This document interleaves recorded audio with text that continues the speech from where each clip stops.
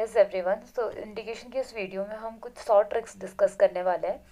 पहले ट्रिक ये है कि अब ये जो ट्रिक्स हैं ये आपको तब आएंगी जब आपको इंटीग्रेशन के बेसिक फार्मूलाज पता होंगे, है ना। आपको पता है इंटीग्रेशन ऑफ साइन एक्स क्या है, इंटीग्रेशन ऑफ कॉस एक्स क्या है, एंटी डेरिवेटिव वाले इंटीग्रेशन के सारे फार्मूला पता है। आपको पता है इंटीग्रेशन ऑफ 1/x होता है log x प्लस सी। अब log के साथ हम मॉडुलस यूज़ करते हैं because there is a reason. log केवल पॉजिटिव वैल्यूज़ के लिए डिफाइंड होता है। Integration of sine x is minus cos x, right. तो ये बेसिक फार्मूलाज आपको पता होने चाहिए। Cos x plus c. Integration of sec square x क्या होता है? Integration of sec square x होता है 10x प्लस सी। अब अगर ये बेसिक फार्मूलाज आपको पता है, ठीक है, तो इसके बाद हम ट्रिक डिस्कस कर लेते हैं। अगर हमारे पास x की जगह पे कोई भी लीनियर फंक्शन आता है, x की जगह पे हमारे पास integration of ax plus B आ जाए, तो इसका इंटीग्रेशन हम बिल्कुल वैसे ही करेंगे जैसे हम x का करते हैं। इंटीग्रेशन ऑफ 1/x होता है log x, तो integration of ax plus B हो जाएगा log ax plus B plus some constant C. बस इसमें करना क्या है, इसको डिवाइड कर देना है bye the coefficient of x which is a। For example integration of 3x plus 2। अब इंटीग्रेशन ऑफ x हमें पता है log x होता है, और x की जगह पे यहाँ पे हमारे पास क्या है 3x प्लस 2 है, तो इसका हो जाएगा log 3x plus 2 divided by 3 plus some constant c। ऐसे अगर आपको मिल गया log 2 - x, राइट। अब यहाँ पे ये x की जगह पे एक लीनियर फंक्शन है, x का एक लीनियर फंक्शन। लीनियर का मतलब क्या होता है? एक ऐसा पॉलिनोमियल जिसमें x की मैक्सिमम पावर 1 हो, मोर देन 1 नहीं होनी चाहिए, ओके, एग्जैक्टली 1 होनी चाहिए। तो इसका इंटीग्रेशन हो जाएगा log 2 - x divided by the coefficient of x which is -1 plus some constant c। Similarly as we know integration of sec square x is 10x plus c। तो अगर हमारे को सेक स्क्वायर एक्स के place पे अगर हम x को replace कर रहे हैं, मान लो 8x प्लस 5 से, तो इसका इंटीग्रेशन क्या हो जाएगा? tan 8x plus 5 divided by the coefficient of x 8 plus c. Okay, एक और चीज़ नोटिस कीजिए, हम एंगल को डिवाइड नहीं करते, हम पूरी वैल्यू को, जो हमारा पूरा आंसर आ रहा है उसको डिवाइड करते हैं 8 से। तो आपको केवल कई बार ऐसा हो गया कि आपने एंगल को डिवाइड कर लिया, मान लो आपका इंटीग्रेशन आ गया साइन 2x का करके दिखाओ, और आपने कर दिया integration of sign 2x minus cos 2x, और केवल एंगल को डिवाइड कर दिया 2 से, तो ये 2 कैंसिल होकर माइनस कॉस x आंसर आ जाएगा, जो गलत होगा। तो हमें पूरे वैल्यू को, पूरे कॉस 2x को 2 से डिवाइड करना है, ओके। तो ये पहली थिंग थी। दूसरा हम कर रहे हैं वो इंटीग्रेशन ऑफ पार्शियल फ्रैक्शन वाले जो मेथड होते हैं उस पे बेस्ड एक ट्रिक है। तो अगर हमें यस अब अगर हमें इंटीग्रेट करना है एक रैशनल फंक्शन को, जिसमें रैशनल फंक्शन मीन्स जैसे हमारे रैशनल नंबर होते हैं p अपॉन क्यू फॉर्म के, ऐसे ही रैशनल फंक्शन होते हैं px अपॉन qx फॉर्म के, राइट। अब यहाँ पे जो px एंड qx होता है ये हमारे x के फंक्शंस होते हैं, ये नंबर्स नहीं होते हैं। अगर रैशनल फंक्शन है तो ये पी एंड क्यू क्या होंगे? फंक्शंस होंगे, ओके। अब अगर हम स्पेशल केस में बात कर रहे हैं जब P x and Q x polynomial होंगे। पॉलिनोमियल क्या होता है? X square plus 1, x plus 1 और एक्स क्यूब प्लस 1 और 3x क्यूब प्लस 5, इस टाइप के फंक्शंस को हम पॉलिनोमियल फंक्शन बोलते हैं। Means x raise to some non negative integer होना चाहिए, उसका कुछ कोफिशिएंट होना चाहिए। यहाँ पे हमारा साइन, कॉस, एक्सपोनेंशियल, लॉगरिथमिक नहीं आएगा, साइन एक्स नहीं है कोई पॉलिनोमियल फंक्शन, ओके। सो ये पॉलिनोमियल फंक्शन है। जैसे आप लीनियर पढ़ते हो, linear functions, quadratic and quadratic in x, cubic in x, ये सारे पॉलिनोमियल होते हैं। तो अब यहाँ पे दो कंडीशन आपको ध्यान रखनी है। पी एक्स की जो डिग्री है वो क्यू एक्स की डिग्री से लेस होनी चाहिए। अगर डिनोमिनेटर में क्वाड्रेटिक है तो न्यूमरेटर में लीनियर होना चाहिए। अगर डिनोमिनेटर में क्यूबिक है तो न्यूमरेटर में या तो क्वाड्रेटिक हो या लीनियर हो, यानी कि जो न्यूमरेटर की डिग्री है वो लेस देन होनी चाहिए, strictly less than degree of denominator होना चाहिए इस केस में। एंड वन मोर थिंग, जो डिनोमिनेटर का पॉलिनोमियल है उसको फैक्टराइज कर पाए हम लोग, तब हम इस ट्रिक को यूज़ करेंगे, ओके। नॉर्मली आपको ये दिख जाएगा। फॉर एग्जाम्पल, अगर एक एग्जाम्पल की हेल्प से ही समझ लेते हैं, अगर हमारे पास है 2x प्लस 3 और डिनोमिनेटर में जो पॉलिनोमियल है उसको हम फैक्टराइज कर सकते हैं x-1 और x-2 में।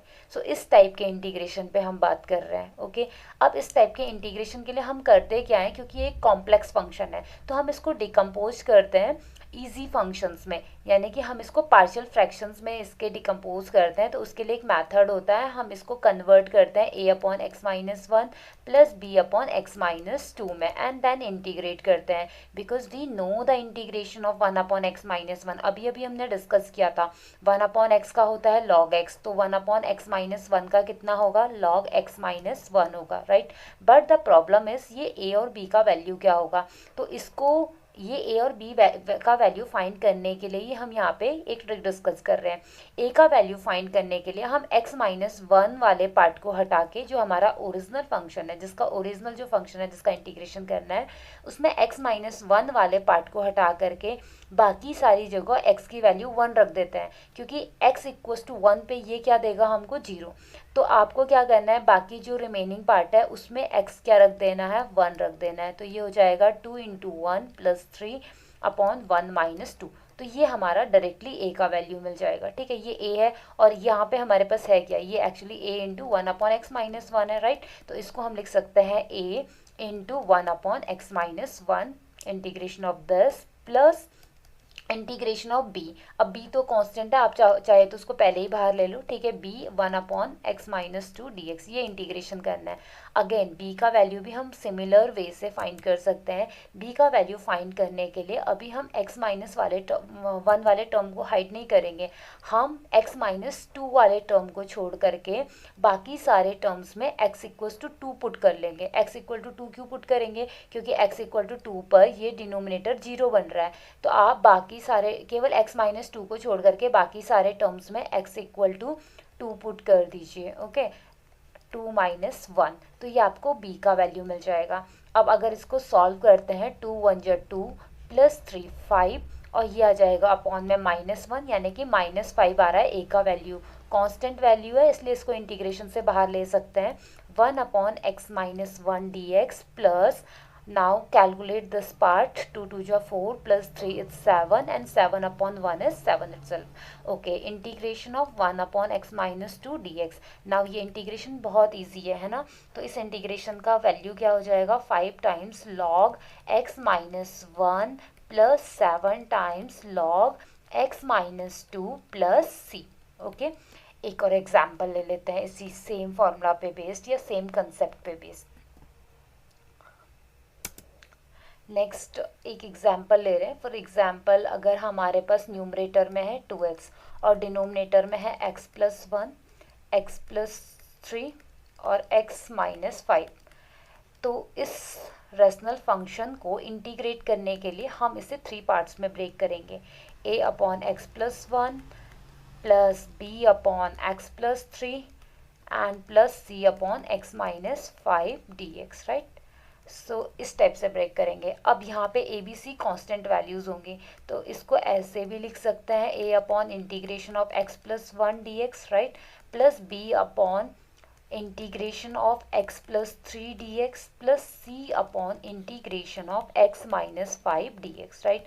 और हम इसको ऐसा भी लिख सकते हैं, a × log x+1 plus b × log x+3 plus c × log x+x-5।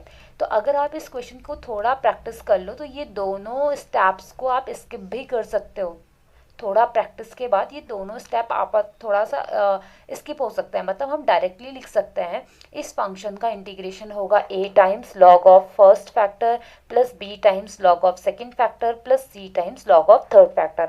अब ये a b c का वैल्यू कैसे निकालेंगे, a का वैल्यू निकालने के लिए c, जो ये log के साथ वैल्यू है ना x+1, ये 0 कब होगा, x = -1 पे। तो हम x+1 को छोड़ करके बाकी पार्ट में x = -1 पुट कर देते हैं। जो रिमेनिंग पार्ट है यहाँ पे x+1 को छोड़ के, इसमें x = क्या पुट कर देंगे, -1। ओके, सो -1 + 3 हो जाएगा, यहाँ पे हो जाएगा -1 - 5, राइट। Similarly and log x+1 in multiplication, right, plus b का वैल्यू कैसे फाइंड करेंगे, बी के साथ जो ये वैल्यू है x प्लस 3, ये जीरो कब होगा, x इक्वल टू -3 पे। तो जो ओरिजिनल इंटीग्रेशन है हमारा, ओरिजिनल रेशनल फंक्शन है, इस पे आपको क्या करना है, x प्लस 3 और x माइनस 5 था, इसमें आपको x प्लस 3 को छोड़ करके बाकी जो पार्ट है ना, उसमें आपको क्या पुट करना है, -3। तो ये हो जाएगा 2 into -3 divided by -3 plus 1 into -3 minus 5 and log x plus 3, and similarly we can find the value of c। c का वैल्यू फाइंड करने के लिए आप x माइनस 5 वाले पार्ट को छोड़ करके बाकी जो भी पार्ट दिख रहा है ओरिजिनल फंक्शन में है ना, इसमें आप क्या पुट कर दोगे, 5, क्योंकि x माइनस 5 जीरो कब देता है, x इक्वल टू 5 पे। तो ये हो जाएगा 2 into 5 divided by 5 plus 1 and into 5 plus 3 and log x plus c into, right, and plus some constant, log x plus 3 should be here, और यहाँ पे होना चाहिए log x minus 5 and plus some constant c।